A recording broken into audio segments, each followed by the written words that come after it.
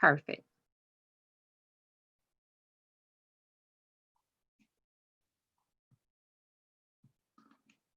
Okay, everybody, we are live streaming on YouTube. Thank you, Eric. I will make you the host again, Beverly. I appreciate that.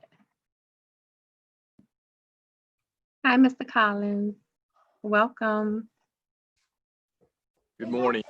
Thanks for having me. Can you guys hear me? Okay. I'm gonna stay muted. I'm out on my porch and there's some trucks out here. Okay. Chairman, good morning. Commissioner Stone, good morning. Good morning.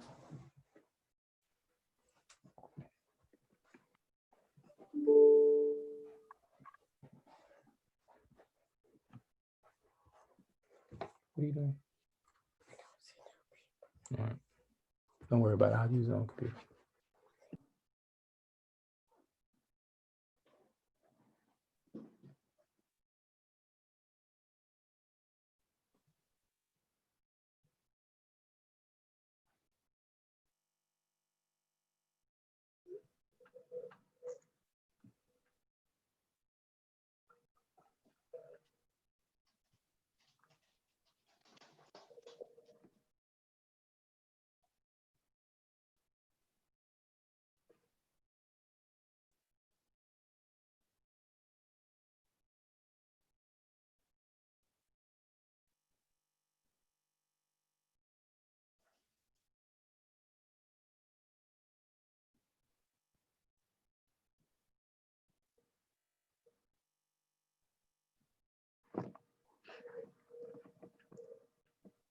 Chairman, I just got a message from Mr. Cody that he's going to be joining the call at 10:45. He'll be out of a meeting. Okay.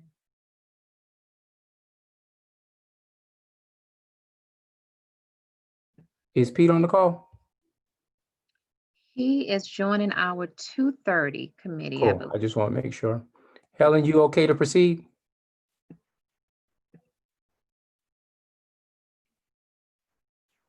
Helen, we good to proceed? Yes. Okay. All right. The time is now 10:35. You can go ahead and hit the recording. Yes, sir. The time is now 10:34 on my clock.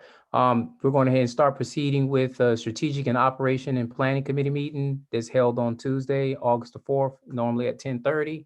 I have Commissioner Helen Stone on the meeting, and the other person will be Dietrich Cody will be joining us at 10:45. And so with that being said, the meeting is called to order. And we're going into committee presentations, Ferry Dock and Maintenance Facility Update with Thomas and Hutton.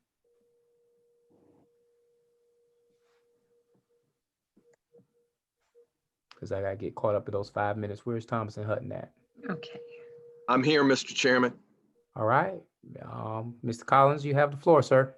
Mr. Collins, are you ready to share your screen? I am, Beverly.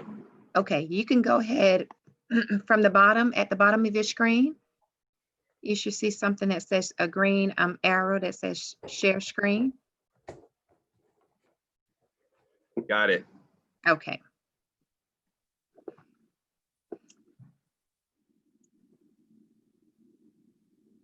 While we're doing this, can we ask everybody to mute themselves, so therefore we don't have any background noise during the meeting? Thank you.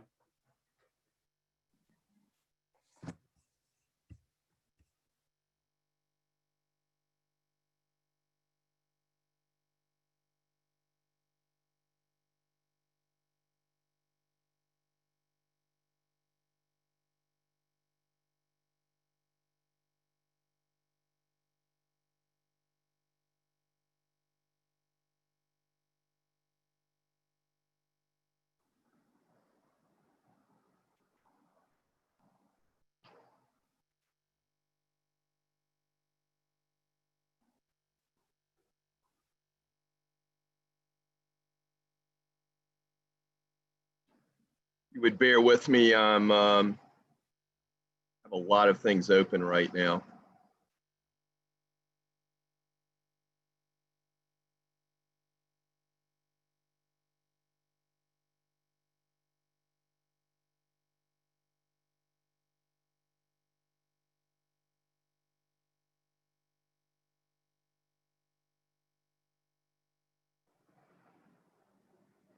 Can you guys see the aerial image? We are looking at the Reed Oh, Bingham. Bingham State Park. Hang on. Yes.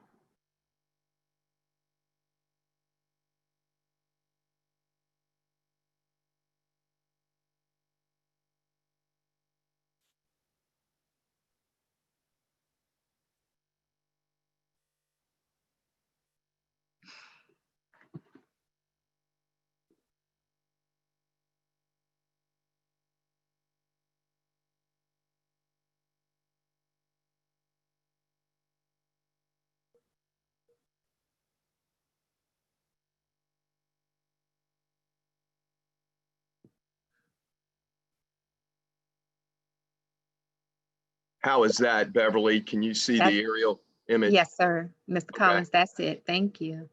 Apologize for that. Good morning. I'm Jim Collins with Thomas and Hutton.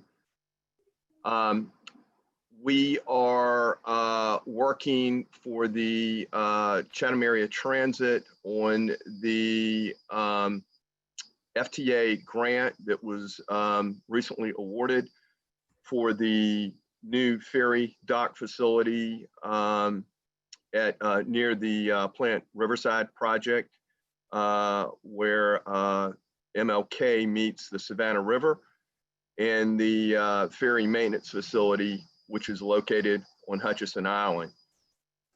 A little bit of background on the project. This was a grant, an FTA grant that was submitted in October of 2017. I believe Grant Sparks, when he was at CAT, pulled this together, and we were awarded a little over, I believe it was $2.07 million from the FTA in May of 2018 to construct the approximately 100-foot long ferry dock, which is located, if you can see the red dot, on the Savannah River, near the Plant Riverside, or adjacent to the Plant Riverside project, at the foot of Martin Luther King Boulevard, where it meets the Savannah River. The other component of the project is a 50 by 60, approximately 3,000 square foot ferry maintenance facility, which is located on land that was transferred to the Chatham Area Transit around about 7 or 8 years ago as part of the intermodal facility that was constructed on Hutchinson Island. And that would have been around 2013 or 2014. And that was through a previous grant that CAT was awarded.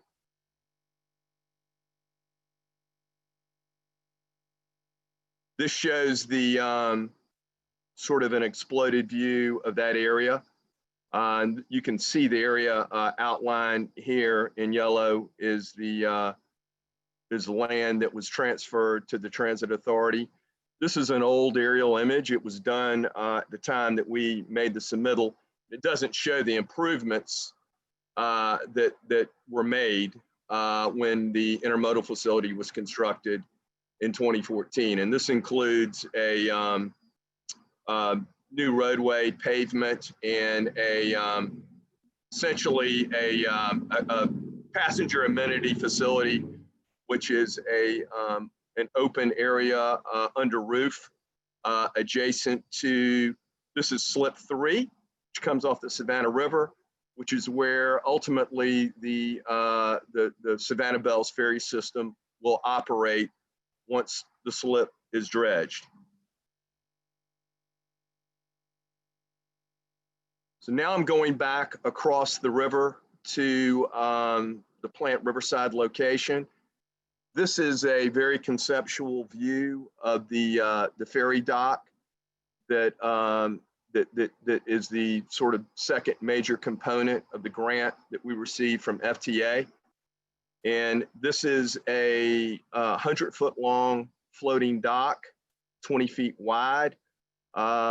that would allow passenger service for the Savannah Bills Ferry at the foot of MLK where it meets the river.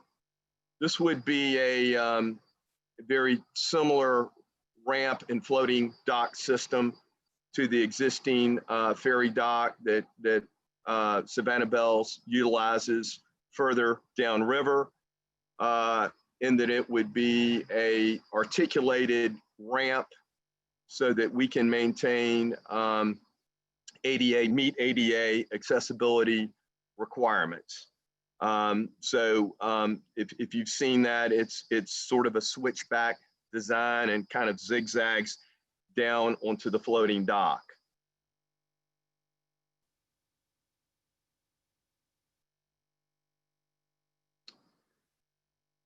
This is a larger view of the area.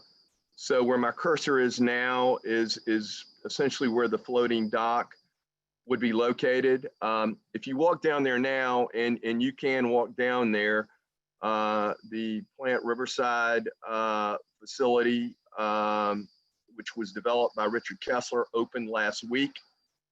In fact, we had a meeting last week with the head of the Savannah River Pilots, who we presented the floating dock concept plan to, and they are supportive of the project. What this project would entail from a permitting standpoint is permits from the Georgia Department of Natural Resources and the Savannah District of the Army Corps of Engineers. We are prepared to make that submittal within the next few weeks. It will be probably take around 9 months to go through that process. While the primary permitting agencies are the Georgia Department of Natural Resources and the Army Corps of Engineers, there's other agencies that will have to sign off on the dock, including U.S. Fish and Wildlife, National Marine Fisheries, the Coast Guard, and probably most importantly, the Savannah River Pilots, which is why we met with them last week. While they do have some concerns, at that point in the river, it's kind of a pinch point for them as they bring in the container ships, and it's a turn in the channel. But because the Savannah River Bills Ferry is a transient operation, and that the ferry boats will not be moored there permanently, they agreed that it would not cause an impediment to navigation in the Savannah River. So that was a big hurdle. Our follow-up with this is going to be to develop a more detailed concept plan than what I showed in this exhibit, and we will present that again to the Trey Thompson with the Savannah River Pilots, and with his approval of that, we will make the submittal to the Army Corps of Engineers and the Department of Natural Resources. One comment I should make is that as part of the $2.07 million grant, our local match is being provided by land in Riverwalk in this area that is in the process of being dedicated from the developer, Richard Kessler, to the city of Savannah. The city of Savannah, in turn, dedicating that land in Riverwalk to Chatham Area Transit. There was an appraisal that was made of that property at the time the grant was submitted, and I believe that was just under $1 million, and that is part of our local match to secure the FTA funding. Going back to Hutchinson Island, we actually have a meeting at 1 o'clock today to basically have a programmatic discussion with the architect and Jimmy Gumby who runs the ferry boats for the Transit Authority, and to go over the basic components of the maintenance facility. So there will be an office, storage area, and restroom facilities, and some parking provided here. We will develop a concept based on our meeting today, which we will of course share with Kat. This particular facility will not require any marine permits, but it will require permits from the state for soil erosion sedimentation control and the city of Savannah for a development permit. We expect that process to take approximately 6 to 7 months, and from when we make the initial submittal, which would probably be a month from today. Ms. Collins, can I hold you right there for a second? Yes, sir. When you say the permitting process, who are we talking about getting these permits from, and what entities are we talking about? So for the maintenance facility, because it's in the jurisdiction of the city of Savannah, this would go through the specific plan approval process with the city of Savannah. Because we're disturbing more than 5,000 square feet of land, we will be required to obtain a soil erosion and sedimentation control permit from the state. So those are the two permits that would be required for the maintenance facility. Going back to the dock, in that case, we would be required to obtain permits from the U.S. Army Corps of Engineers, the Georgia Department of Natural Resources. Both agencies have jurisdiction over navigable waters, and the city of Savannah.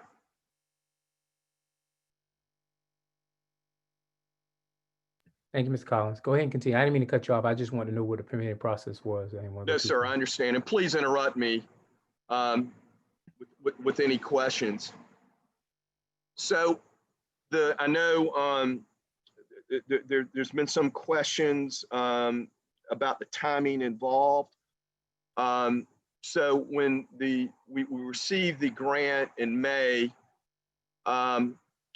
we began a process with the FTA to that basically they had to their environmental group had to review the work and make a determination on the scope of permitting that might be required from a federal standpoint.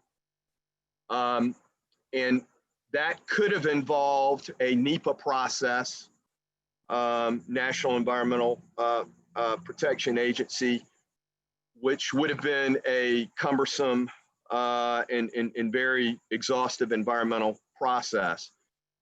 To initiate that effort, we submitted a checklist to the FTA and their environmental engineer for this district, Ms. Carrie Walker. And that process has taken approximately a year.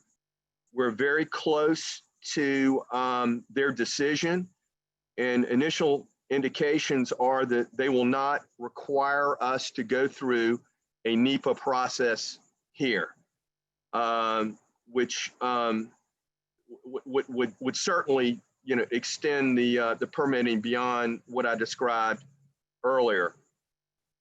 The last concurrence that we're awaiting to get their final okay on that is essentially concurrence with the State Historic Preservation Office that the floating dock and the piling to secure the floating dock and platform for the ramp will not cause any impact to any cultural resources in the area. And I've had a conversation with the person at the state and basically walked her through what had previously been done there. And of course, the work that the Kessler Group had done in constructing the Riverwalk and the bulkhead had really disturbed, anything in that area. There was an underwater archaeological survey that was done at the time that the permits were secured for Mr. Kessler's project. And there were no significant resources identified there. So we're awaiting concurrence from the state. Once we have that, which we expect really within the next several days, then we expect final concurrence from the FTA environmental officer that we will not have to go through the NEPA process, and the permitting process will be, as I said, what I described earlier.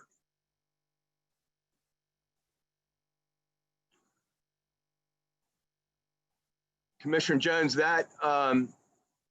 that's the end of my presentation. I'm happy to answer any questions you or the other committee members may have. All right, the floor is open. Commissioner Stone, do you have anything to add or a question about? No, this sounds good. Okay, cool. Any employee of Chatham Area Transit, y'all may have any reservations or questions you might want to ask? And I can't see anybody because I got the presentation in front of me, so. And Chairman, staff is on the call. Their videos, they're on without showing their videos right now.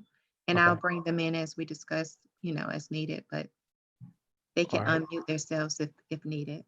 Okay, one thing I would want to stress on Ms. Malden, to get caught up, since this is 2017, I was being nosy when he pulled up the email and it was dealing with Grant.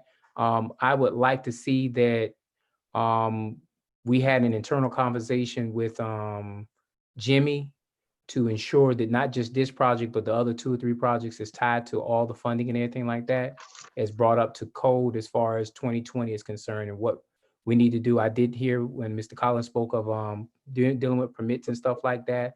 And anything we need to do leverage wise on our side, we do have a board member who is a part of city council. And I would like to make sure that he's included in some of this kind of conversation, especially if we need permits from them. So we can make sure that we can move this narrative past the 6 months. I understand the permitting process can take up to 6 to 8 months, but anything we can do to alleviate the permit process so we can move this project forward as fast as possible. I would like to make sure us as a board work together to make that happen so we can make sure to get this ferry project. Because one thing we heard when we were on the call with MPO was the fact that some of these projects were the reason why we were slowing down on getting revenue from the federal FTA. And so we want to make sure that these older projects are out the way, done, and mitigated, process, whatever we need to do to move forward on this is very important. I don't know if Ms. Malden's on the call, but if she wants to lend any conversation to it, now is the time I would appreciate if she did. And I'm Okay. sorry for putting you on the point, Ms. Malden.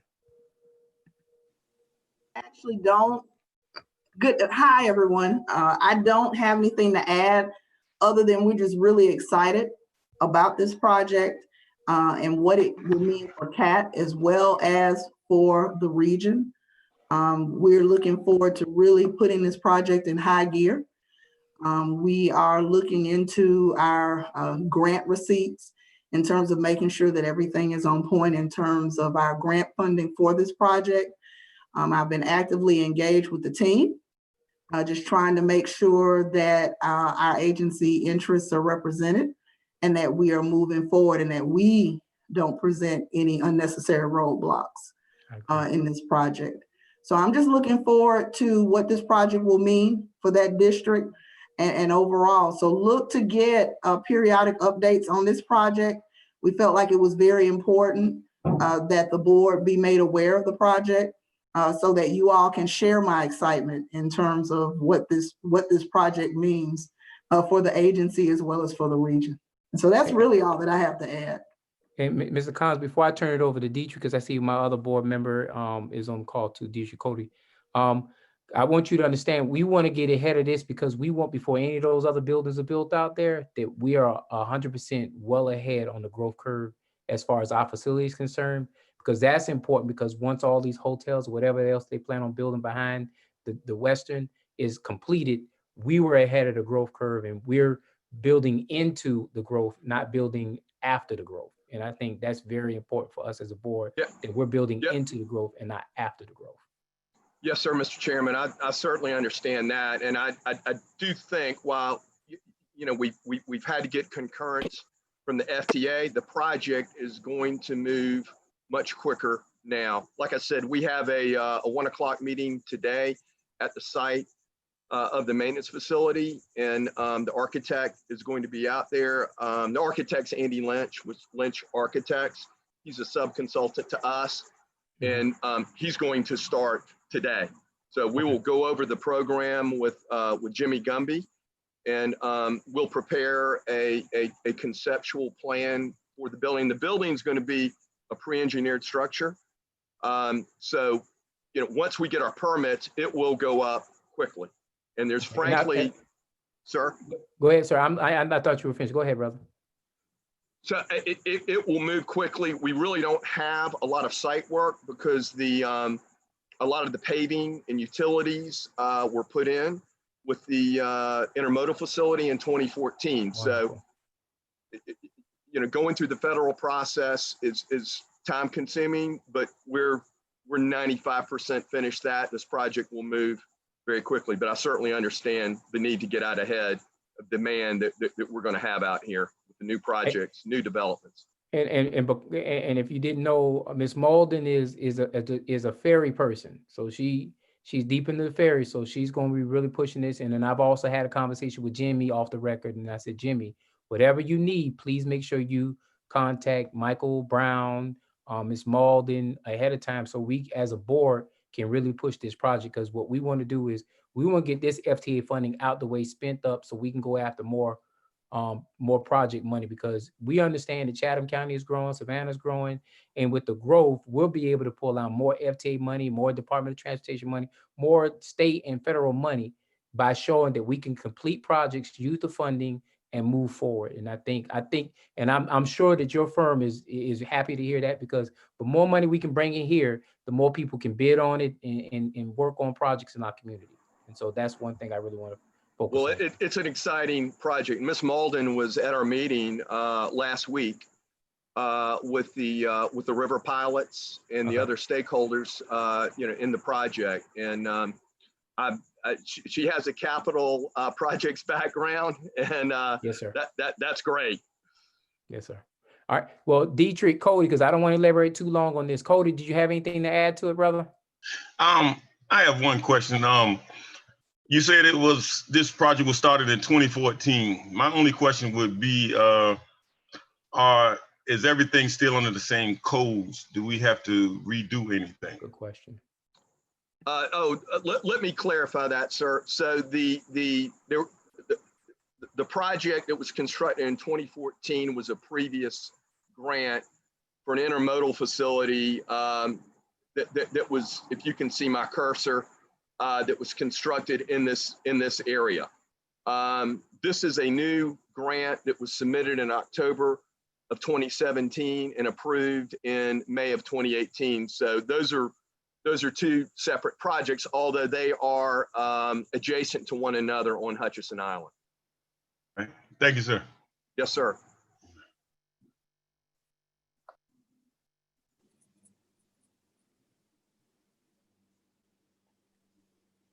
But I will add that I think that in the initial submission, let's just say there was a margin of error in terms of the allocation of the cost of the project overruns. I think there's a little cushion that will allow for a variance in that. And so if there are any issues or if any changes that are required, call for any change orders or anything, I'm gonna come running. So we're on top of that.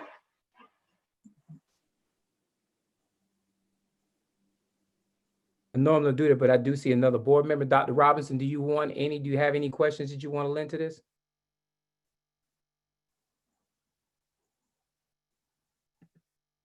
Hello? Let me check, Chairman, to make sure her audio is connected. And if not, I think this is going to be presented in all board meetings. Okay. Okay, then we'll let it deal in our own board meeting then. But if she wants to comment, she can comment. All right, so with that being said, I appreciate Ms. Collins for giving this presentation. If we have any other additional questions to the board members, please make sure we forward to Ms. Malden so she can go ahead and get those questions over to Mr. Collins. And I'm not sure if this is going to be in the 1 o'clock meeting because there is a meeting taking place on site about the maintenance facility this afternoon. So if anybody has any questions, I mean, we can have this presentation be a part of the board member, Okay. the board meeting itself. But I don't believe there's going to be a presentation in the other committees because and in fact, you now know I'm going to be on this committee call. I won't even be at the on-site meeting All right. now because of So the recent it's developments. Yeah, so this is only in this committee. this is only in this committee. Okay, cool. Well, then what we'll do is we'll do a summation of this committee meeting and then we'll make sure we share it with other board members. Okay. All right, Thank thank you. you. I appreciate it, Ms. Collins. Thank you for allowing me to have the opportunity to make the presentation, Mr. Chairman. Yes, sir. Moving on to our operations planning updates, maintenance COVID-19 SOP information only. Thank you, Mr. Chairman, Commissioner Jones. Yes, per the board's request for information and review, we have included the SOPs for the cleaning of the vehicles, which was requested for your review and for information. It's quite long. I won't go into the whole thing, but basically it just breaks down how we're cleaning the vehicles and the facilities and what we're using and the complete checklist that we go through to make sure that every vehicle gets checked and cleaned every evening. Okay, and I'm not trying to, I'm not more as concerned about the checklist. I'm more concerned about whether the checklist is being processed. Is it being signed off? The procedure of how it's being signed off, who signs off on it, and are we doing it not just on the fixed route, but are we doing it on the paratransit?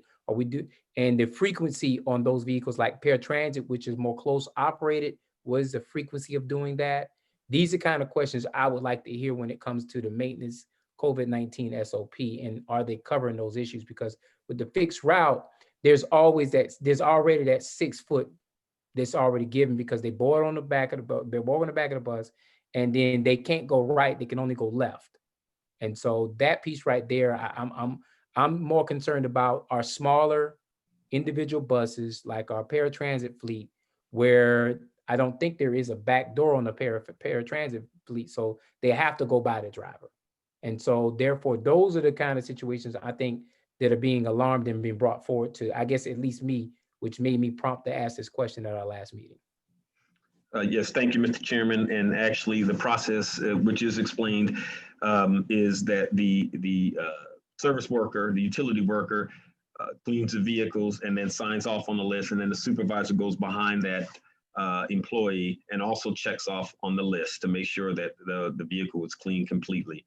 The back, they do not board on the back door on the pair of vehicles unless they use the ramp. They have to use the ramp to come up, but mostly they do come through the front door past the operator. So yes, to answer that question.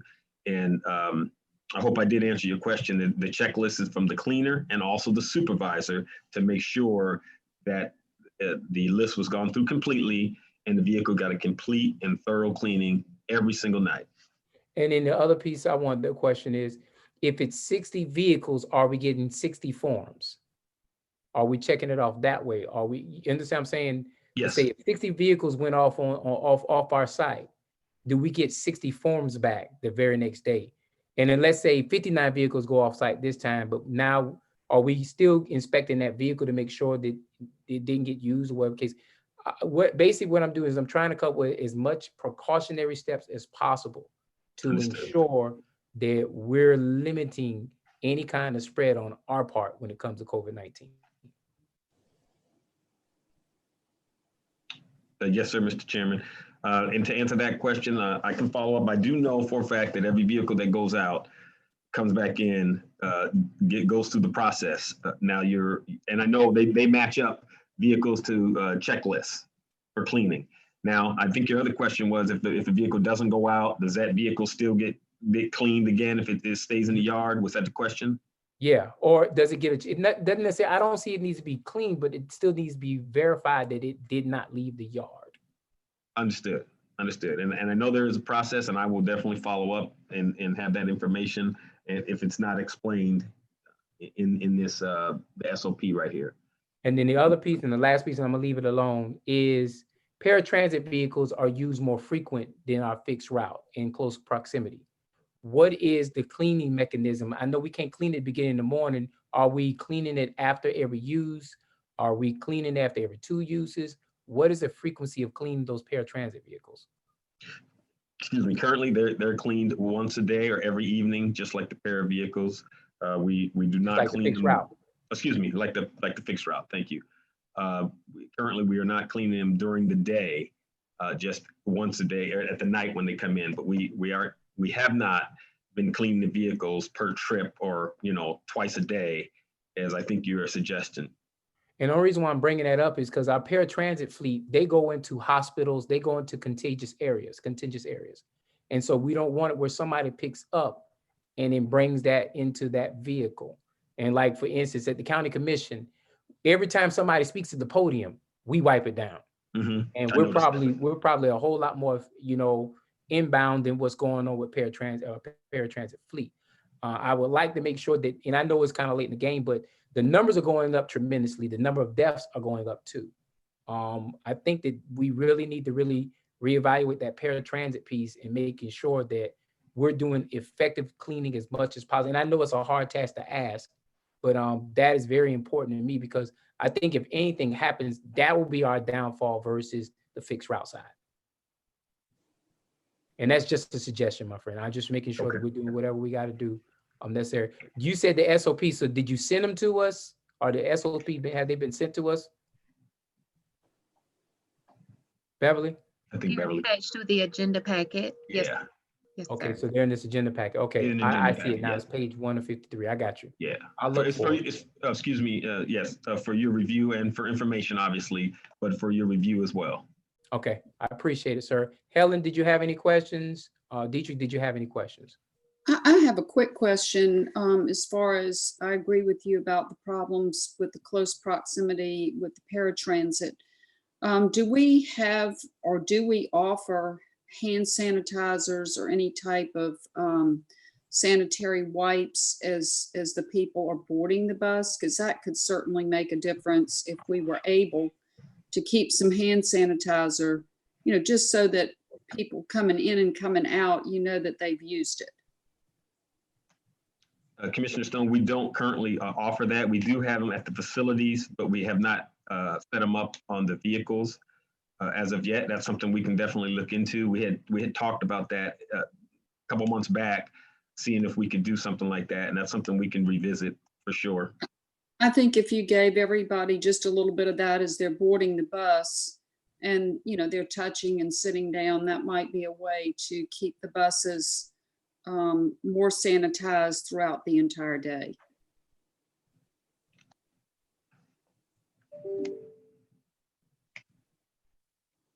Yes, ma'am. Okay, thank you. Dietrich, Cody, did you have anything to add to that, brother? Yes, I just want to say, what about the bus drivers? Do they have any access to cleaning supplies or anything? Like when they get to the stop, can't they in between passengers do a quick wipe down of the bus? The operators, we give them hand sanitizer and we allow them with gloves as well. As far as wiping down the bus during the day, we haven't allocated wipes or anything to the operators during the day, but we can obviously look in that as well.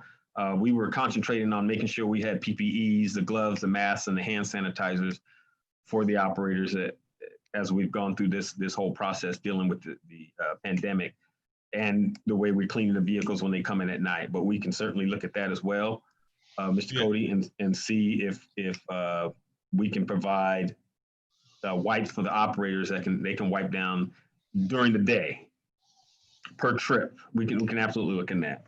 Yes, because I agree with Jay on that. It's definitely a lot of traffic, a lot of stops in between. All right. Thank you. Thank you. All right, moving along. Operator Protection System COVID-19 protective barriers. Yes, Mr. Chairman, and again, for information and for review, the board requested that there was some information on the barriers, and that is included in the packet, starting on page 20. I know it's a lot to look at, but it does give you the specs which were requested by the board. So I'd like to submit that for review and for information. It talks about the barriers, and it has a picture of the barriers. It breaks down everything, which is pretty much what was asked from us by the board for us to provide some specs of the barrier. So it is included and for your information and for review. So is pictures and everything involved in that? Yes, All right. it starts so on page 20 of this current agenda packet here for the committee. All right, and so if we don't have any questions, if we have any questions, can we direct those questions to Ms. Molden? I'm talking to Commissioner Stone and Mr. Cody, unless y'all have questions right now. Once y'all review the packet, can you please make sure we redirect that to Ms. Molden so we can go ahead and give Mike further instructions on that prior to our board meeting at the end of the month? Unless y'all have questions now about it. I mean, I'm not trying to deter any questions. Commissioner Stone, you have anything? No. All right, Mr. Cody, you have anything, brother? No, thank you. All right, the 100X airport shuttle overview. I'll take that item.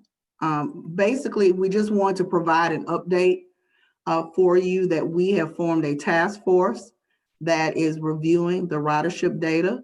We do acknowledge that ridership is down to a level that probably would not make our model sustainable long-term. However, we are reimagining and keeping with our SCORE plan what the airport shuttle could look like. And so stay tuned for a recommendation from the staff for how we can reimagine and make that, that line or that route more profitable for the agency. All right. And speaking out to my board members, y'all have any commentary you want to add to that? I mean, I just have real concerns about that route because we've been talking about it for a long time. If you go back and you look at the history of it. So I don't want it to be a drain on Chatham Area Transit. I agree. Duly noted. Cody, you got anything to add? No, sir. Thank you, brother. All right, moving into the budget planning. Line item number 4, budget planning. Budget planning. We do not have anything for budget planning. There will be a financial recommendation forthcoming, but we are not prepared to make that recommendation today. Okay. All right, moving to item number 5. As I spoke of in our last meeting, I would like to move to a consent agenda, meaning we don't go through each one of these items, and more than likely we'll pull the protection and indemnity hull insurance overview, the presentation, and the action item, so we can have that, I guess, part of the presentation piece, so we can have a better discussion on that. But I would like it if we can go through each one of these items in committee and vet through it, so when we go to board meeting, we've already have a clear understanding. I think what problematically speaking, and I'm only gonna speak for myself, but based on observation of the board meeting, we're not having enough information prior to going to the board. So therefore, board meeting. So therefore, we're asking all the questions at board meeting. And I think that that's what's making our board meetings 3.5 hours long. And my thing is, I would much rather us vet these questions out prior to board meeting, whether we need to go through Ms. Malden, Mr. Brown, or anybody else who's on the executive team to get whatever information we need prior to board meeting, so we can cut the time on these things and we can do a consent agenda. We do it, an action item agenda is what we do with the county, where we pull out those items we really want to discuss. But the rest of the items, we have a clear understanding, and so we vote and move forward on. And so I hope I can get y'all support on this, because I think that we do a lot of time in board meetings, and I agree. I don't want to vote yes on something because we're trying to cut time. And so therefore, understanding what we're voting on well before we vote on is very important for us as an agency. And I don't want to put the onus on us to have to ask those questions right before we have to make a vote. And so I hope I get a clear understanding with the board members on here. And I'm just looking out for the better benefit of us, because I don't want to vote for anything I don't know anything of either. And so Commissioner Stone or Dietrich, if y'all have anything to say to what I just said. The only thing that I have to say is that I do believe there needs to be one person designated to answer our questions, because I don't want us to be going, well, I don't know who to ask this to or who to ask that to. So I think that, you know. And I think that one person will be Ms. Malden. Ms. Malden is the only person that reports to us. I agree with you on that. Okay, so, but, you know, I just want to make sure that we can get these questions answered prior to the board meeting in case we have any heartburn. Okay, Ms. Malden, you had some to reply? I do. Commissioner Stone, your concern is duly noted.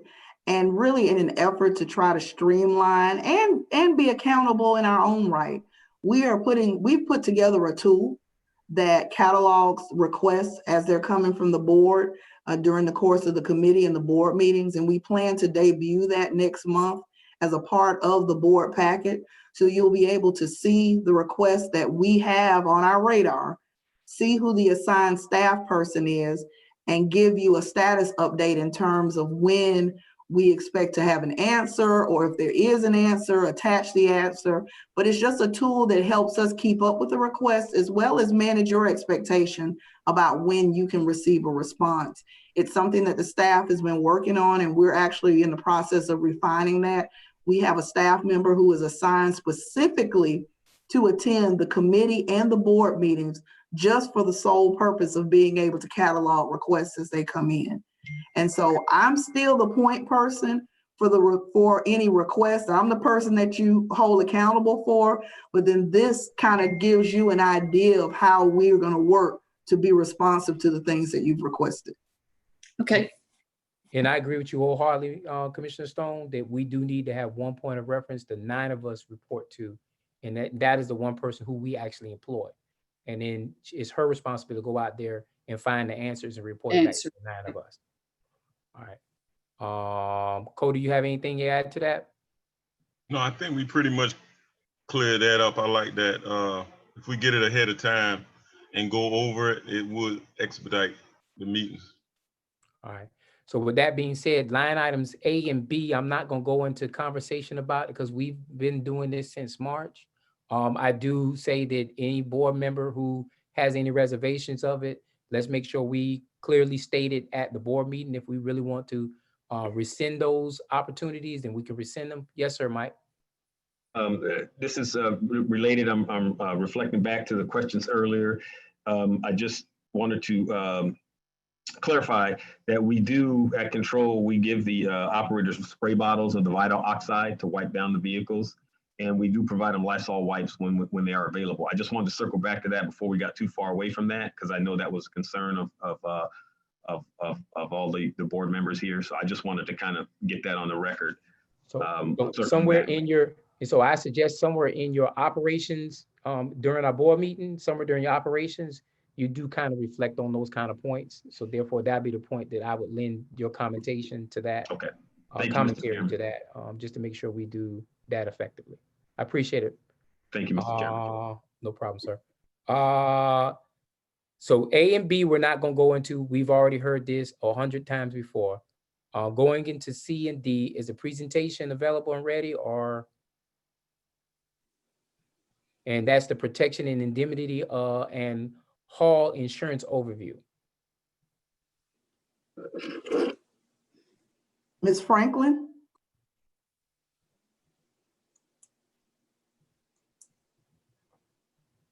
Hey, Okay, I'm here, Miss Malden, but my video is frozen. Miss Beverly, if you can unfreeze it. It says it's locked by the host. Okay, Ms. Erica. Thank you. Hello, everyone. So Sterling Seacrest Partners, who is our insurance broker, will be providing a presentation at the board meeting, but they did go ahead and get the proposal ready for us for all the coverages. So I can give you a brief overview of what the renewal looks like. And this is for our marine insurance. Basically, the coverage is property and indemnity is the liability portion. And the whole coverage is like the physical damage. So it's just like physical damage for your vehicle. And just to jump straight into the premium summary comparison, we're looking at about a 7.2% increase over last year's cost total for all the programs, P&I and whole, and which is liability too. Total premium last year was $132,463, and our renewal this year is $142,026. It's a little bit up, as I mentioned, 7.2. Loss ratio went up just a little bit over. They look at a 5-year total when you stay with the same insurer. And there's some deteriorating market conditions. The market's pretty volatile for that type of coverage because it's so high risk. And the proposal's also in there as well. If you have any questions, I can try to answer some now, of course, but this is one of those proposals where you can also submit questions and I could try to have them answered before the board meeting as well, just like we did with the commercial auto. Okay. Commissioner Stone or Dietrich Cody, y'all got any questions? No, I do not. All right, we don't have any questions. If we do have any questions, we'll submit them to Ms. Molden and we'll be waiting on the reply. Sounds good. Thank you. And that's gonna cover Thanks. items C and D. So moving to line items E, Naval Engineering and Design Service Contract Amendment.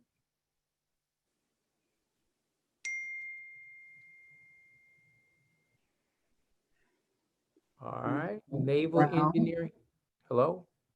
Yes, I was expecting the liaison to take the lead on that, but Mr. Starnes, are you available to address Hi, that yeah. item? Hi there, I'm available. Can you all hear me? Yes, sir. You have the floor, sir. Thank you.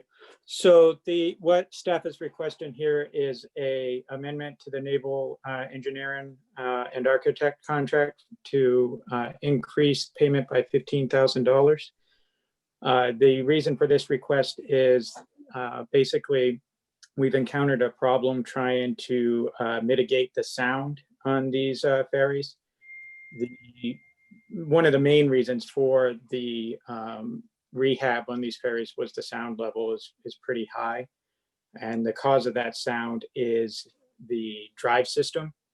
So we were trying to get rid of this drive system altogether, but as it turns out, Buy America, which you may or may not know, says you have to have products that are made in America.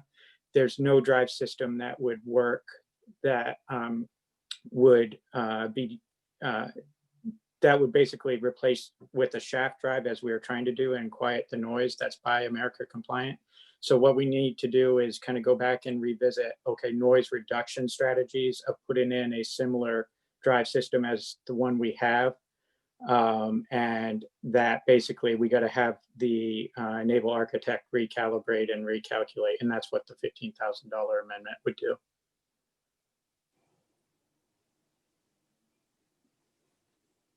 Any questions to that? Well, good to know. Appreciate it, David. And this whole contract amendment is included in this packet, right, Beverly? I see Bukhara shaking her head yes. So Ms. Molden shaking her head yes. So, Yes, okay. Yes, sir, the All right. submission form for it. Okay, so the next point it references item F, IFB Insurance, Susie King Taylor Rehabilitation Service. So we got all these items are tied to the ferry today, I see. Mhm. It's a water day, I guess. Yeah, it's a water day. Mr. Chairman, what we're asking in this request is the ability to release an IFB to seek proposals on rehabilitating the ferry. So this would be releasing the invitation for bids to the actual shipyards that will do the work. So we're asking for authorization to release the IFB in this request. And is it time sensitive that we need to release it, or is it just, I mean, just something we just need to release?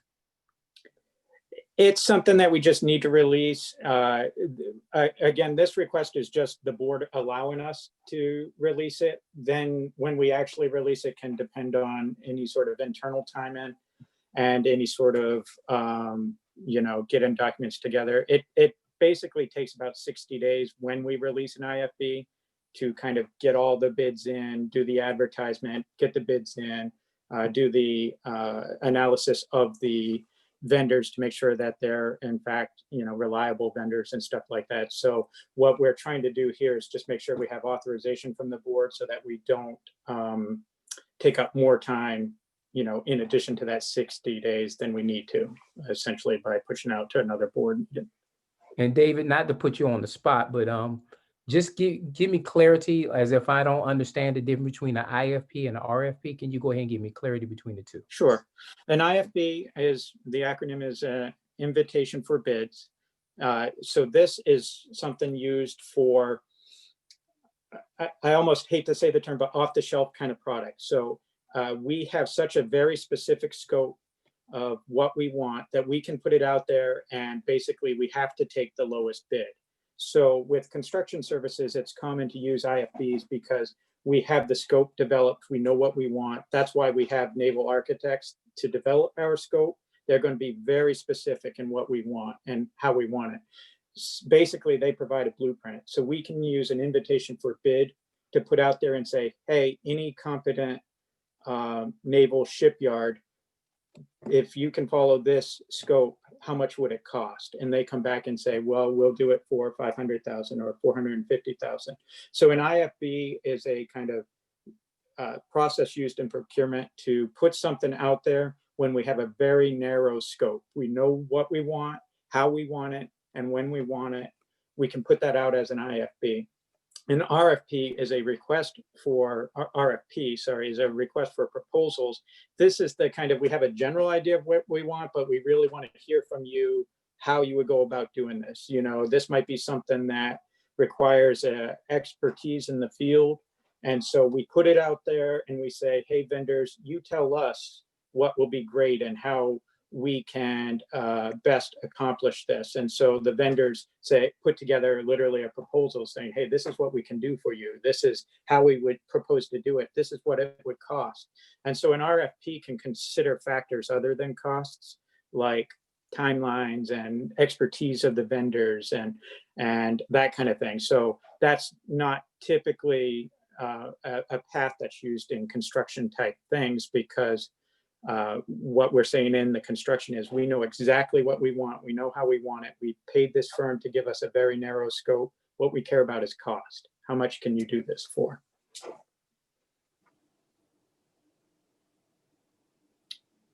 Mr. Chairman, you're on mute. Got you, man. I just saw the little thing come across the screen. Thank you, brother. I appreciate that, David, for giving me that brief synopsis on both of those items. I think that we need to make sure that we continuously, Ms. Molden, we continuously share the difference between the two. I understand the difference and our board members understand the difference, but we still need to be reiterating the difference between the two on a regular basis. So that's why I asked you. And I also want to see if David really understood the difference between the two. And I was just doing a quiz test. So I appreciate you for doing that for me, brother. With that being said, we will move to line item G, Intelligent Transportation System, ITS Contract Award. Mr. Chairman, we're seeking basically approval from the board to go ahead and award the contract for the ITS system. This is something that's long been happening at CAP for quite a while, trying to get through a new ITS system. So what we're requesting here is that the board approve the recommendation of the committee to go with Clever Devices. And the caveat here is the contract would be subject to final releasing of funds by the FTA. What we're trying to do, though, is go ahead and move forward with all of the procurement steps as much as we can so that we don't delay the implementation of the ITS system any further than necessary. All right, appreciate it, David. So with that being stated, Commissioner Stone or Dietrich Cody, are there any items that you feel we may need to pull off from doing a consent agenda? And I'm gonna ask the other two committees the same thing. And my thing is, I'm just asking that question early. If we have reservations the day of the meeting, is not saying that we're not gonna be able to do that. Right. But what I would really like us to do is ask as many questions between now and meeting time. So when meeting time comes, we've already got our reservations in hand. Right. All right. All right. With that being stated, I appreciate it. So now we move to old business. We have none. New business. We have none. Next meeting is August the 18th, which is our governance meeting, and board meeting is August the 25th. Now, Commissioner Stone and Dietrich Cody, what I would like to make a recommendation is a reversion of our meeting. We had board meeting last month. And so to get an agenda, a committee agenda, the very next week puts a lot of pressure on the board as far as being able to give us these presentations. And this is just a question to ask. We have a week in between governance and committee meeting. What is the reservation of us moving this meeting 1 week up, where we work into the second week versus the first week, to give our committees, our personnel, the opportunity to have one additional week to be able to give us better presentation? Because this meeting is easy, because these items are pretty much straightforward to the point. But we have had items in the past that have been a little bit more complex, which didn't allow our executive team to be able to come up with latitude. And I'm just here to ask for commentary from our perspective. Last time it was just put in our face, this is how we should do it, and this is how we move forward. But I'm asking you, Mr. Cody, and Commissioner Stone, what is do y'all have any reservations if we move this week into the second week to give that first week a week off after board meeting versus us going right into an agenda item, and then we are off 1 week, and then we go on the governance meeting 1 week, which technically speaking, everybody except the governance team is off, and then we go into board meeting. And I'm just asking for clarity or conversation on that piece, on what I just requested or asked.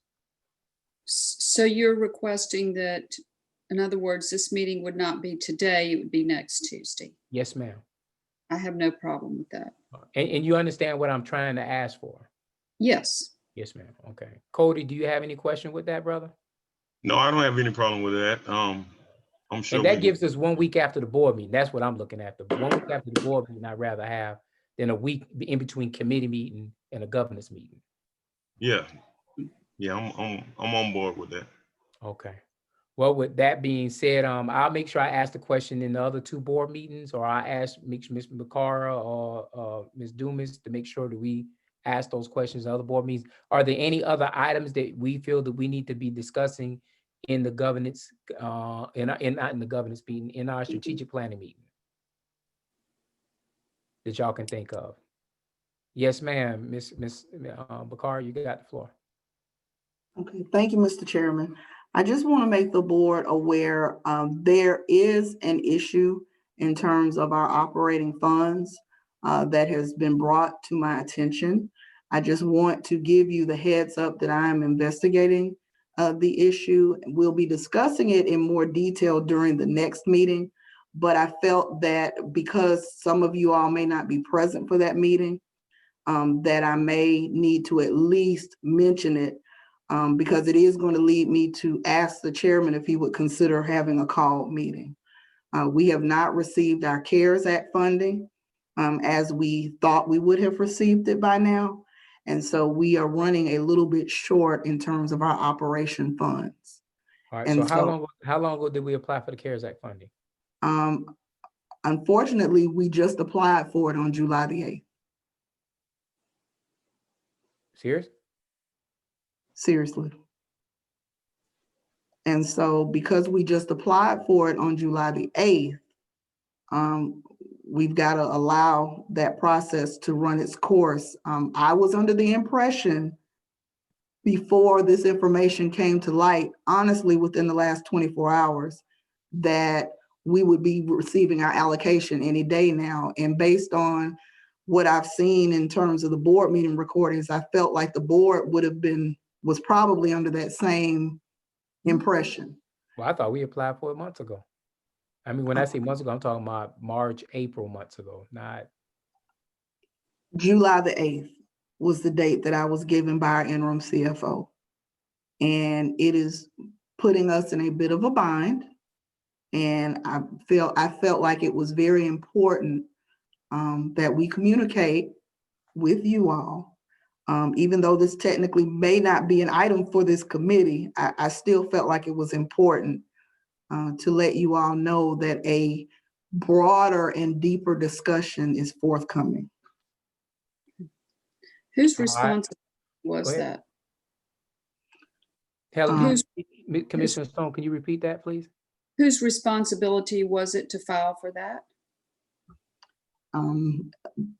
It was the CFO's responsibility at that time. Okay.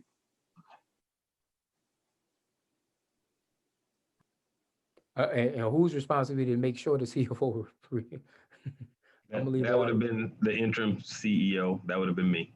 Oh, okay. Yeah, Commissioner Stone, I'll probably give you a call sometime today. Okay. Dietrich, I'll call you today too, and I'll probably gonna call all the board members for to see the consent of us doing executive session next week. Okay. And I really don't want to do one, but I mean, if we got to do one, we got to do one. Not Okay. executive session, but a special call meeting. Okay. You don't have a problem with that, Commissioner Stone and Dietrich, Mr. No. Colby? Okay. All right. I'm sorry, I just felt like I needed to put that. All right. Is that the only item that you want to have discussion in the executive? I mean, the special call meeting? Yes, but it's not going to be just a simple item. It's going to come with several recommendations. Okay. I will try to provide something to you all in writing, possibly, if I can, going into it, for you all to consider so that you can be armed with information. Because I'm going to be asking you all to make a decision or All right. to at least advise me in the direction that you would want me to go. All right. So we're gonna need an executive session along with this, right? Yes, sir. All right. I have a question. At what point, because, you know, the county backs our line of credit, if we need to use the line of credit, at what point do we, I think the sooner the better, that do we need to notify the county? Well, I've already talked to Mike. I said, Mike, I talked to Michael Kegler already. I called Lee first, Mr. Smith Okay. first. He didn't Okay. answer the phone, so I called Michael Kegler right after I talked to Lee. And I told him to be on the lookout on the call because we Yeah. might have some things on the horizon. Okay, well, just historically, my experience is Linda Kramer has been sort of the one that's handled the money with CAT. So make sure that she's aware as Yes, ma'am. well. I got you. Yes, ma'am. I will. Okay. I don't want any surprises for the county. Yes, ma'am. Okay. Yes, Ms. Molden, you have the floor. And I have actually exchanged emails with Ms. Kramer this week in an Okay, effort to try to close the communication gap. perfect. Thank you. And I was included in those emails. So I did tell Ms. Kramer that we need to make sure that we communicate with our CEO as well. Okay. All right. Anything else we want to add leverage to with all right. And to the committee, we didn't have anything we want to talk on strategic planning, because I do want to start talking about strategic planning stuff, be honest with y'all. And I just haven't had the time to put together the scale as far as what we should be discussing. But I got hit with this windfall, so I'm glad all of us now are starting to know it committee by committee. But I think we can get through this and we can move ourselves into a positive light. But we got to make sure that we do everything we possibly can to pull all the things out so we know everything that's going on in Chatham Area Transit, so we Right. can move forward with a positive light. But I'm not all that happy about what went down as a board member, but I'm a reserve judgment until I got all the facts and figures and everything in my hand so I can make a conscious decision on behalf of this organization. And Okay. I'll leave it at that. All right. Right. Thank y'all for being a part of this. If there's no other commentary to be discussed, I call this meeting to be adjourned. Thank you. Thank Thank you. you. Yeah, have a good one. Yes, sir. Thank you, brother. Thank you. Bye, everyone. Bye-bye. Bye, Ms. Walden.